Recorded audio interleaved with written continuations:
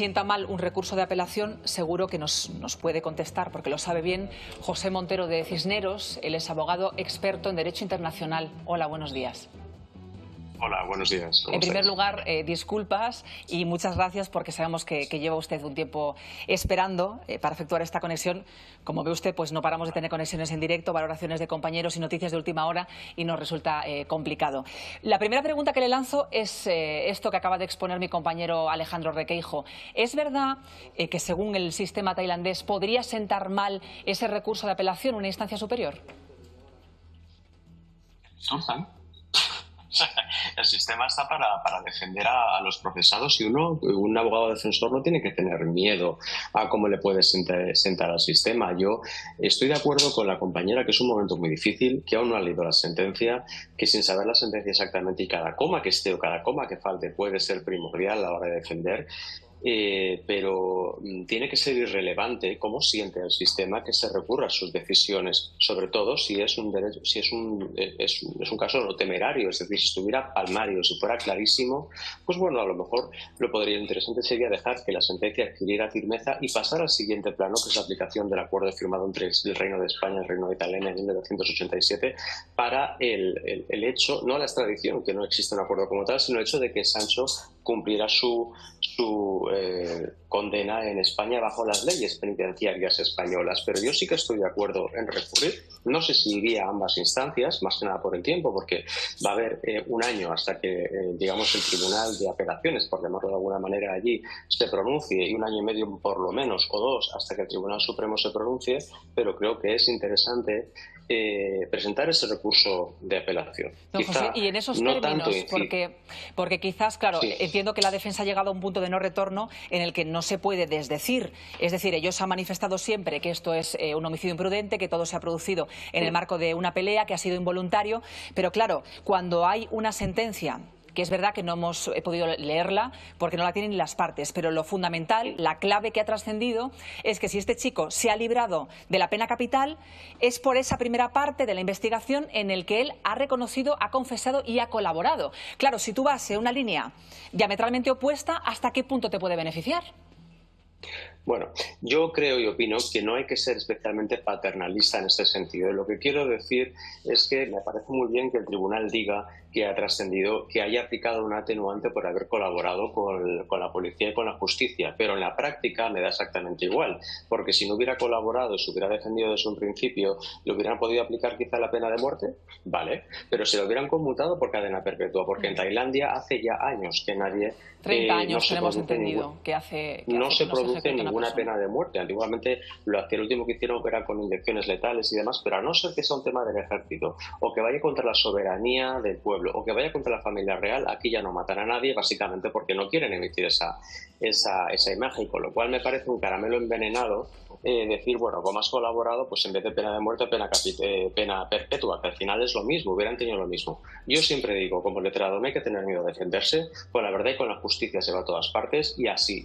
Y si realmente hay algún tipo de irregularidad, pues debe lucharse y creo que no debe uno tener miedo a poderse defender. Y sobre todo el punto de inflexión, el punto donde yo creo que la defensa tiene que incidir es en el hecho de lo que la compañera venía indicando, ¿no? Que los hechos no están probados, bajo mi punto de vista, a la luz de los hechos actualmente, no están probados más allá de toda duda razonable. Y es decir, para poder destruir la presunción de inocencia de esta persona tienen que probarse los hechos más allá de toda duda razonable. Y le aseguro que hay muchas dudas razonables en cuanto a los hechos que se produjeron, ya fueron premeditados o no. Que la clave está ahí, en la premeditación. Si premeditación o no premeditación. Y la carga de la prueba de si ha habido premeditación o no es de la Fiscalía y es del Tribunal. Y bajo mi punto de vista no ha quedado perfectamente estipulado. Con lo cual, ¿cree usted que en la primera, en la segunda instancia superior, porque pueden llegar al Supremo, podría haber un giro? Podría haberlo, aunque es bastante improbable. Fíjese, en España solamente entre el 20 y el 30% de las apelaciones fructifican, ya sean del ámbito penal, ya sean del ámbito civil. Pero bueno, puede generarse una bajada de la pena. En este caso, la escalada es bastante fuerte. Pasamos de toda la vida a unos 8 o 15 años en función de si determina la premeditación o no. Pero el punto está ahí, valorar y revalorar por otros jueces si las pruebas que tienen o la acumulación de indicios que tienen son una prueba suficiente que destruye esa presunción de inocencia más allá de toda duda razonable. ¿Cómo lo interpreten? O si el Estado tailandés quiere emitir un mensaje, es que me da igual, deberían aplicar, bueno, sí, el idealismo está aquí y luego la realidad está aquí, ¿no? El idealismo es que deberían aplicar la normativa independientemente de todo. La realidad que tenemos aquí es que todo está muy entremezclado, ¿no? Realmente está en los medios de comunicación, es un delito grave, pero puramente tiene que irse a la prueba, a ver si se ha producido o no. Luego, la pregunta es si debe recurrirse, entiendo que sí. ¿Que debe atacarse a cómo la gente lo ha hecho? Mire, lo hecho, está, la instrucción está, y además cuanto peor lo hagan mejor para la defensa, porque cuanto peor esté hecho, más dificultades habrá en conseguir demostrar o considerar probado que este chico premeditó el asesinato más allá de toda duda razonable. Y es ahí donde deben incidir, porque la carga de la prueba es de la Fiscalía. Ellos tienen que demostrar sin ningún tipo de duda, y las hay, sin ningún tipo de duda razonable, y las hay, que este hombre premeditó hacerlo. Desde luego, no, y la presunción de inocencia es verdad que prevalece hasta el final, hasta que esa sentencia adquiera firmeza. Ese sería el primer escenario. El segundo sería el del futuro posible traslado a España.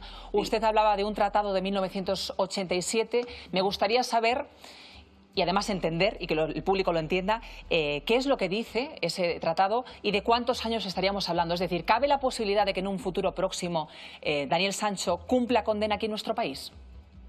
Básicamente lo que dice este tratado firmado entre el Reino de España y el Reino de Tailandia por el embajador extraordinario que había por aquel entonces, viene a decir básicamente que, oiga, ustedes españoles, si tiene un español en Tailandia que ha cometido un delito que también es tipificado y es parecido a España, una vez que la sentencia sea firme, podemos pedir, España puede pedir a través de las vías diplomáticas, que me consta que la vía diplomática está funcionando desde el minuto 1 desde España y muy bien, por cierto, aunque lo hacen en la sombra, como tiene que ser, podrán llevarse a cargo del Estado español a esa persona a España para que cumpla su pena con el Pero, derecho don José, discúlpeme que le interrumpa en España. este punto. El delito Sí, sí es similar, porque efectivamente aquí nuestro Código Penal recoge el asesinato premeditado, pero la condena también, sí. es decir, ¿es equiparable la cadena perpetua tailandesa con nuestra PPR, prisión permanente revisable?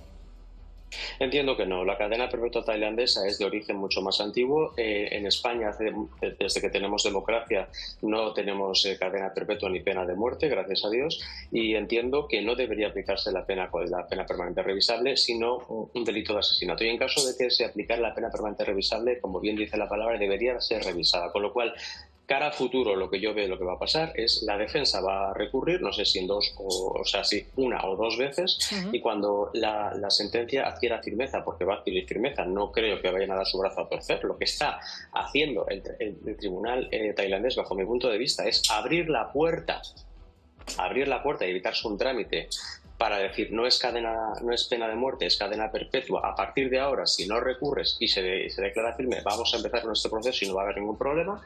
Pero este proceso, a la larga, lo que no dice el tratado y lo que se hace en la práctica es tardar 6, 7 u 8 años en que esto se produzca. ¿Que se pueda producir el traslado antes? Puede ser, pero la sentencia debe ser firme y sobre todo no tiene que tocar dos partes fundamentales que para el Estado tailandés es muy importante. Su soberanía nacional, básicamente en temas de revolución, revueltas, temas militares, y que nadie toque un pelo a la familia real. Si los delitos no tienen que ver con eso, como es el caso, una vez que la sentencia sea firme, y les hemos dado la razón a los tailandeses, con lo cual ellos han salvado su orgullo, su mensaje, su turismo, su vida, su forma de vida, de acuerdo, les mandamos el paquete y ustedes se arreglen en España. Con lo cual, en la práctica, entiendo que la defensa va a recurrir porque es lo que tiene que hacer, aún cabe esa posibilidad, y después, cuando devenga firme en la segunda o en la tercera instancia, por decirlo de alguna manera, se iniciará este proceso diplomático a través de vía diplomática, que no jurídico, que es lo que tienen que hacer los embajadores, desde allí el embajador de España en Bangkok, desde allí para proceder al traslado aquí en España. Luego aquí en España se le aplicará la ley penitenciaria, con lo cual el sexto año podrá salir. Lo que considero, ya termino, que la defensa tiene que tener en consideración es que cada mes que este chico pase en la cárcel, pues su carácter se va a ver atacado, porque no es fácil, pero para eso tendrá que tener una preparación mental suficientemente fuerte como para soportarlo. Desde luego pero que sí. ¿cuánto tiempo podrá soportarlo sin cambiar? Eso no lo sabemos. Desde luego es una gran incógnita. José Montero de Cisneros, muchísimas gracias por sus explicaciones. Un abrazo. Gracias a ustedes por su tiempo, de verdad. Estaba pensando, ahora que